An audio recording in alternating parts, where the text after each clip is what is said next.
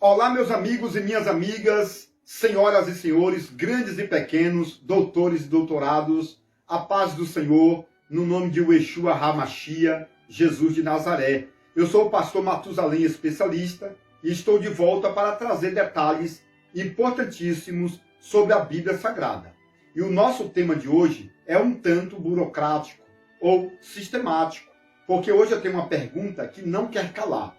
E a pergunta é o seguinte: quem matou Jesus? Quem matou Jesus?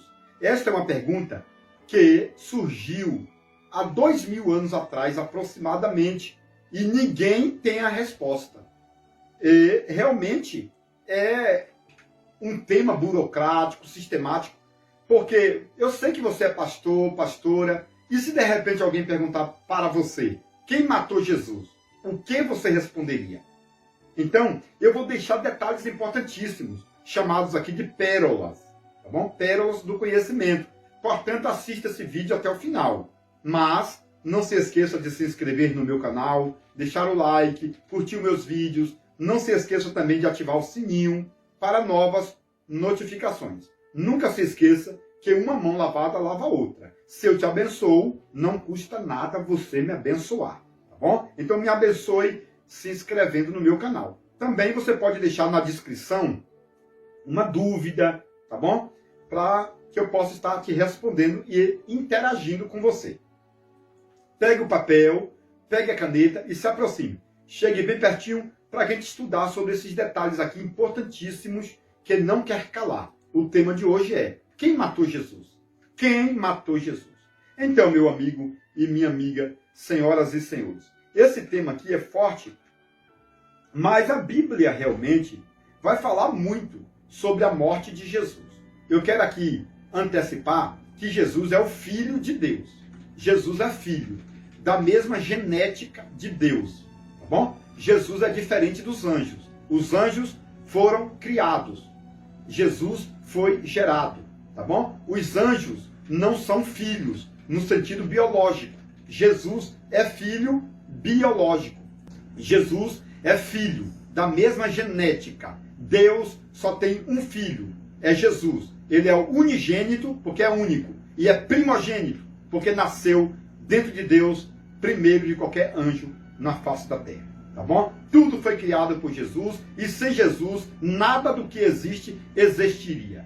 Tá bom? Então Jesus é o princípio da criação em Deus, a voz, o verbo, que agia dentro de Deus, e ele tomou a forma humana para se materializar ou humanizar e morrer por nós.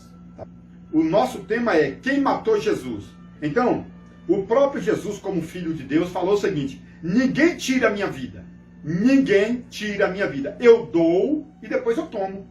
Entendeu? Então Jesus morreu, sim. Alguém matou Jesus? Sim. Quem foi que matou Jesus? Alguém. Eu vou explicar para você. Mas, em princípio, eu falo que ninguém conseguiu pegar Jesus à força, podemos dizer assim. Então, quem matou Jesus? Vamos lá? Meu amigo e minha amiga, existem várias profecias no Antigo Testamento que fala que Jesus morreria.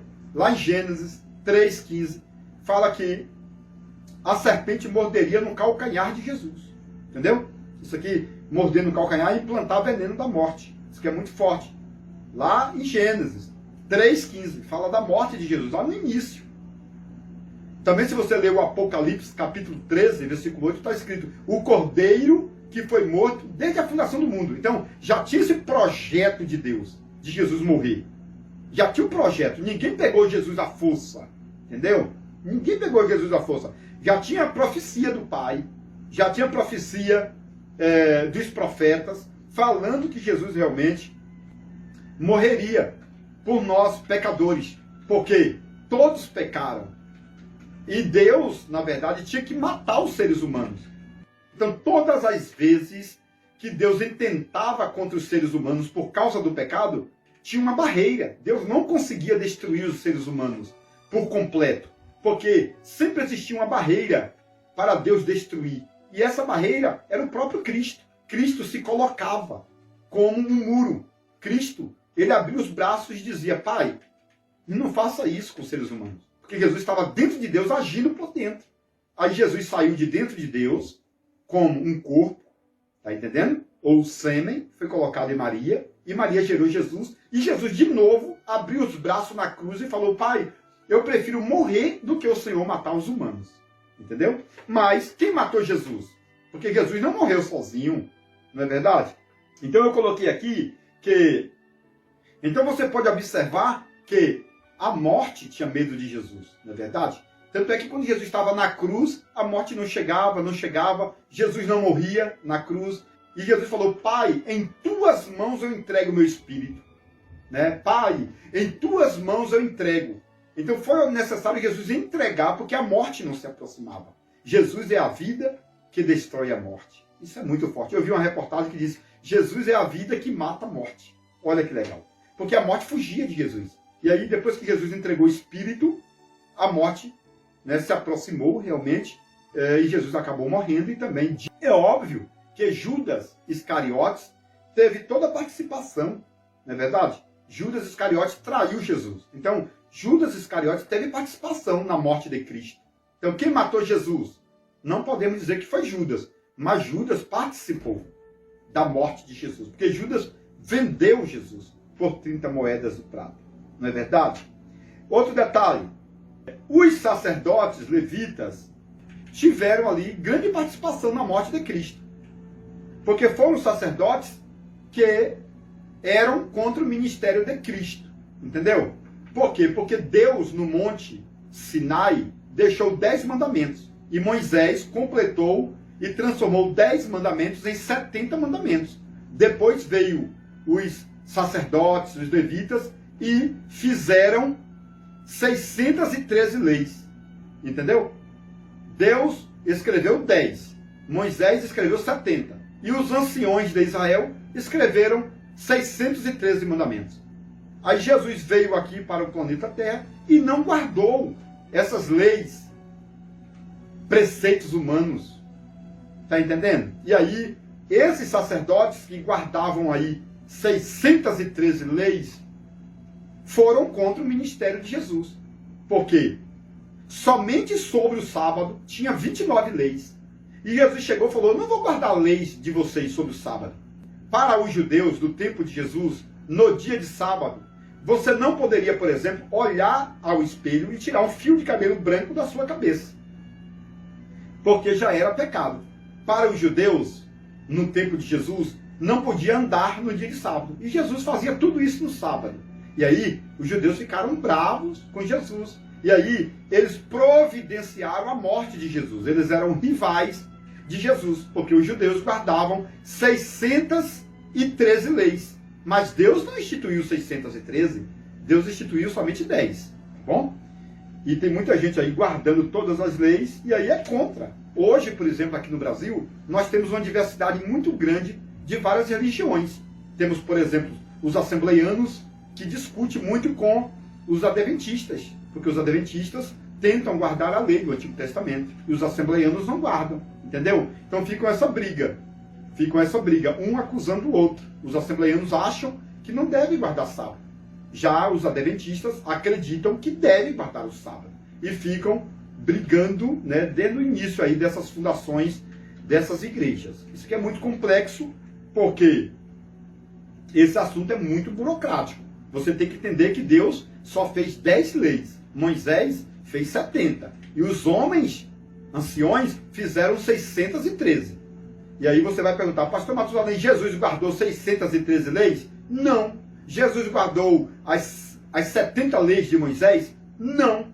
Jesus guardou os 10 mandamentos? Sim, porque Jesus viveu na lei de Moisés, tá bom? Depois Jesus cumpriu tudo, Jesus se tornou Senhor, e aí Jesus falou: agora eu vos dou novos mandamentos. Entendeu? Então Jesus passou a praticar novos mandamentos. E aí você não vai encontrar mais essa questão do sábado no Novo Testamento. Não tem mais essa descrição na Bíblia para guardar o sábado, né? Não tem mais, porque já existia lá no Antigo Testamento, em Isaías 1, no livro de Oséias, capítulo 2, você vai encontrar Deus dizendo que acabaria com os sábados. Não há bases bíblicas no Novo Testamento dizendo: guarde o sábado. Não tem. Você não vai encontrar Jesus pedindo para você guardar sábado. Você não vai encontrar Paulo dizendo para você guardar o sábado. É óbvio. Então, nenhum dos discípulos guardaram o sábado ou instituíram o sábado para a igreja, tá bom? Mas o que acontece? Os judeus, antigamente, guardavam o sábado. E aí, Jesus não guardava esse sábado aí, semanal, instituído nas 613 leis dos anciões. E aí, Jesus se transformou rival. E é por isso que Jesus realmente foi levado à cruz através dos sacerdotes. Então, quem matou Jesus? Quem matou Jesus? Judas ajudou. Os sacerdotes ajudaram também. Porque os sacerdotes eram terríveis. Guardavam o pé da letra, da lei. E aí, meu irmão, não adianta, é complicado. Outra pessoa que ajudou muito na morte de Jesus foi Pilatos. Pilatos era o governador romano. Esse Pilatos governava a região. Então pegaram Jesus, Judas traiu, os sacerdotes e os soldados romanos pegaram Jesus no monte, levaram a Pilatos. Entendeu? E Pilatos não achou condenação. Pilatos mandou Jesus para Herodes. Aí entra Herodes. Herodes é o rei. E Herodes não é judeu. Herodes é um homem edomita, de Edom, filho de Esaú. Você conhece Esaú. Esaú é irmão de Jacó. Então esse Esaú foi gerando várias pessoas, gerou Herodes. Herodes olhou para Jesus e não quis condenar Jesus diretamente. Entendeu? Mas Herodes cooperou na morte de Jesus. Porque Herodes podia falar ou defender Jesus e Herodes simplesmente mandou de novo para Pilatos. Entendeu? Herodes fez um julgamento e falou, eu não acho condenação nele. Manda para Pilatos novamente. Joga a bomba na mão de Pilatos. E aí jogou na mão do governador Pilatos. Aí Pilatos lavou a mão. Né? Falou, eu não acho pecado nenhum nele. Eu prefiro soltar Jesus e matar Barrabás. E aí o povo falou, não, solta Barrabás e mata Jesus. Então você observa que já Barrabás entrou na história também. Então Barrabás cooperou com a morte de Jesus. E aí o povo começou a gritar, crucifica, crucifica. E o povo de Israel já entrou na história também, ajudando na morte. Então, o que é que eu estou passando para vocês? Eu estou passando para vocês que não foi uma pessoa só que matou Jesus. Ou seja, não foi Judas, não foi os sacerdotes sozinhos, não foi Pilatos sozinho, não foi Herodes, não foi também Barrabás, não foi o povo sozinho, entendeu? Porque o povo pediu, crucifica, crucifica, mas esse direito de crucificação estava com Herodes e com Pilatos. O povo não podia matar sem a permissão dos líderes, entendeu? E aí o que acontece? Depois que a liderança confirmou a morte de Jesus, porque Pilatos lavou a mão, entendeu? O que acontece? Os soldados romanos pegaram Jesus, levaram para o tronco e começaram a chicotear Jesus. Você já assistiu o filme de Mel Gibson? Então, vai contar a história. Jesus preso ali, eles batendo com um chicote e arrancando pedaços do corpo de Jesus. Ali já entra os soldados romanos matando Jesus. Então observe que foi os soldados romanos que mataram, ou ajudaram a matar. Mas depois Jesus não morreu. Jesus não morreu.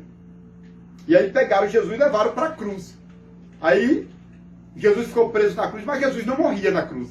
Não morria. Aí chegou um soldado e furou o lado de Jesus, furou o coração. Saiu água, que é símbolo da expansão, e sangue, que é símbolo da remissão. Entendeu? É claro que de repente você vai falar, Pastor Matusalém, eu queria aprender esses detalhes históricos, escatológicos, numerológicos, tipológicos. Como que eu faço para aprender? Meu irmão, você, minha irmã, que está me assistindo também, deve adquirir esses dois livros, que é o livro do Gênesis, a revelação completa.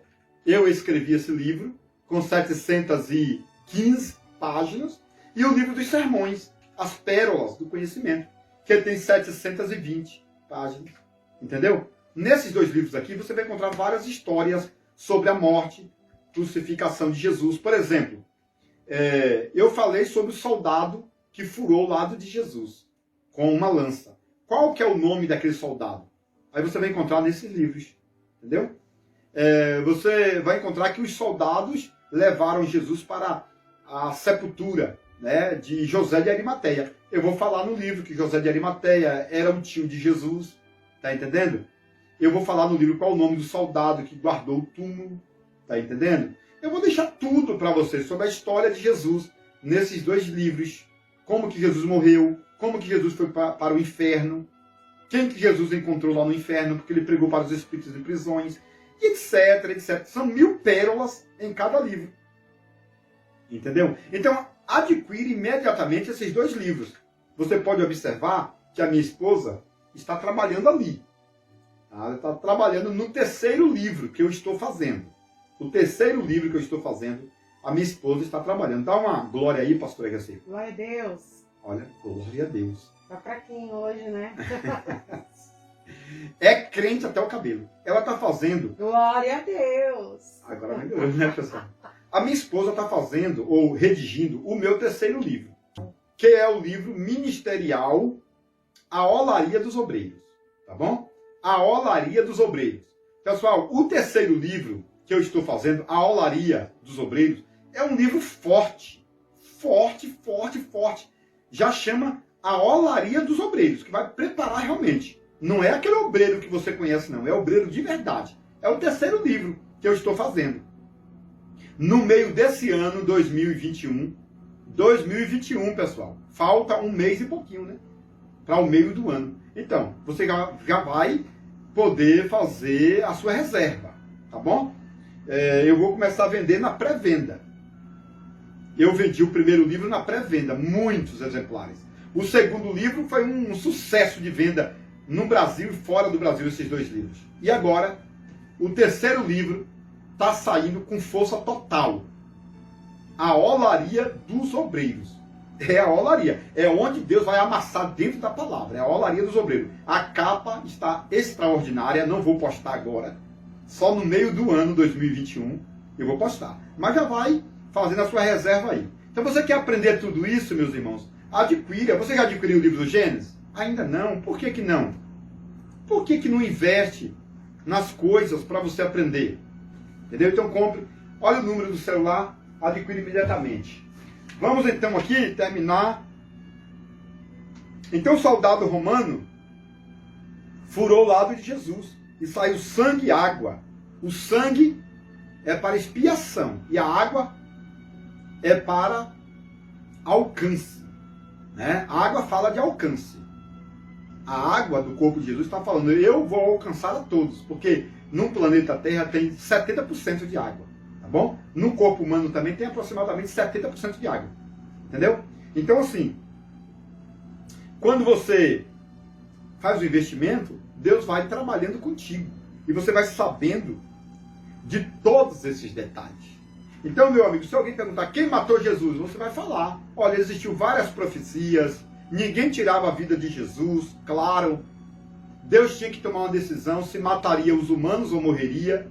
E como Deus é espírito, não pode morrer. Aí Deus tomou Maria, e Maria ficou grávida, e nasceu Jesus. Jesus morreu em nosso lugar. Jesus é o Filho, tá entendendo? E depois na história, vem agora Judas Iscariotes participando na morte. Vem os sacerdotes, Pilatos, Herodes, vem Barrabás, vem o povo que gritava crucifica. Depois vem os soldados que bateram em Jesus. Vem o outro soldado que está no meu livro, o nome do soldado, que furou o lado de Jesus. Entendeu? Então houve várias participações. Eu estava observando aqui, são 12 participações. Entendeu? 12 participações. Contando com as profecias, contando aqui com os detalhes todos.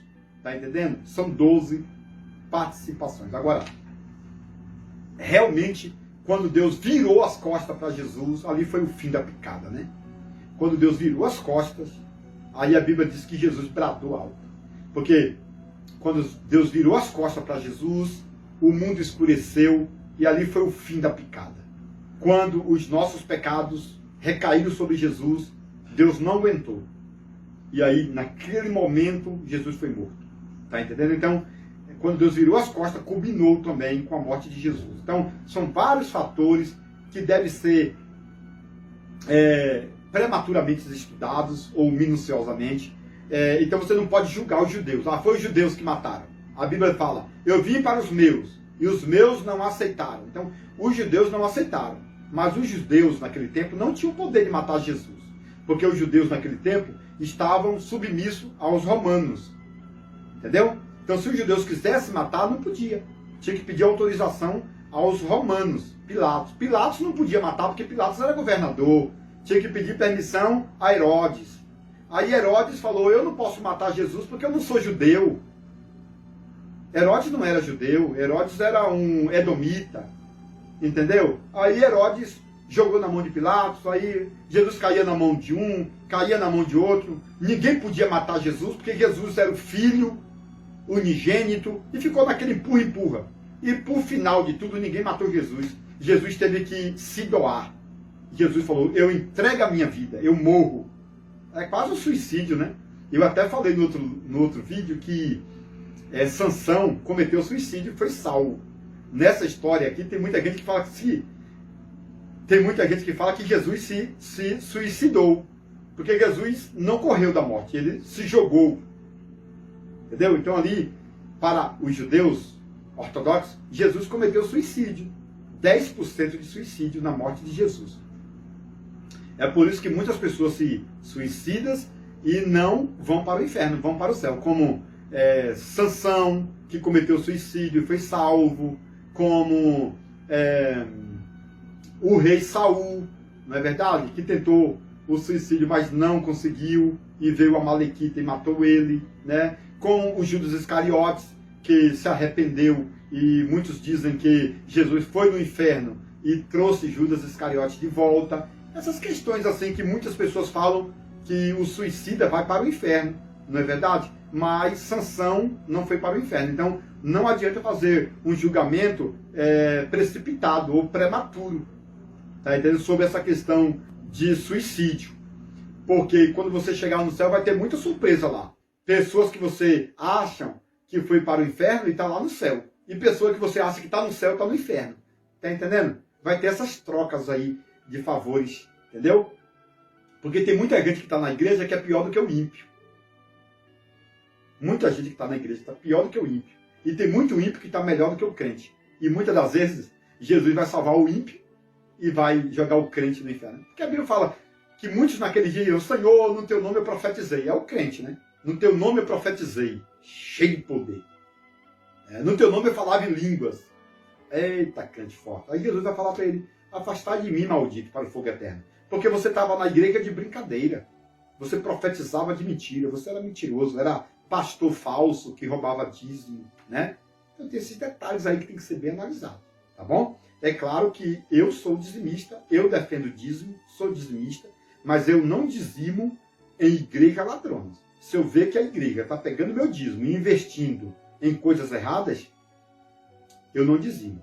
Nela, eu pego meu dízimo e dizimo em outra situação, tá bom? Porque é melhor você dizimar na vida de um mendigo que precisa de ajuda do que dizimar na vida de um pastor que vai pegar o teu dinheiro para comprar fazendas, carros ou importar seu dinheiro para bancos internacionais.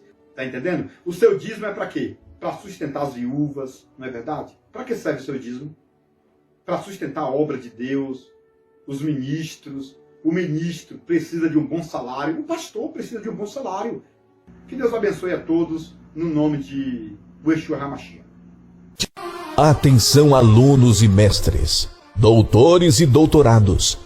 O segundo livro do pastor Matusalém Especialista já está na pré-venda e você já pode adquiri-lo. O livro dos sermões e as pérolas do conhecimento.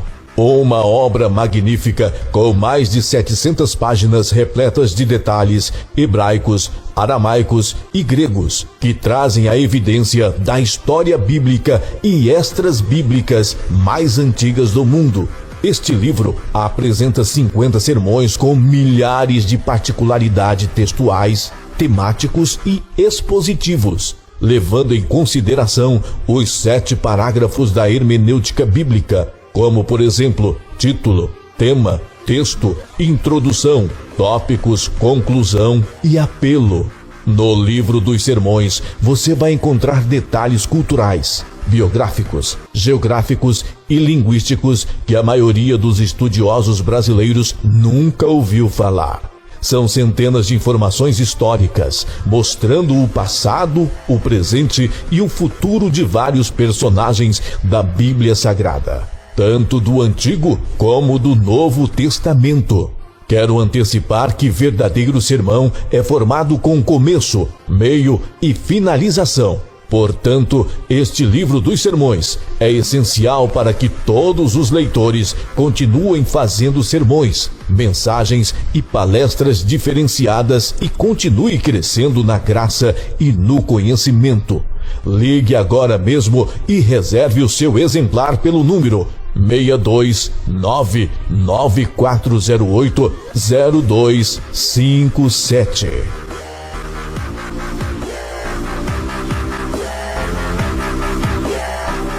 Você que gosta de conhecimento profundo, agora você pode adquirir o livro mais importante de todos os tempos, As Revelações Completas do Livro de Gênesis, por Matusalém Especialista. Nele você poderá encontrar mais de 1000 detalhes relacionados ao Antigo e Novo Testamento, como por exemplo, onde Deus morava antes da criação do céu e da terra.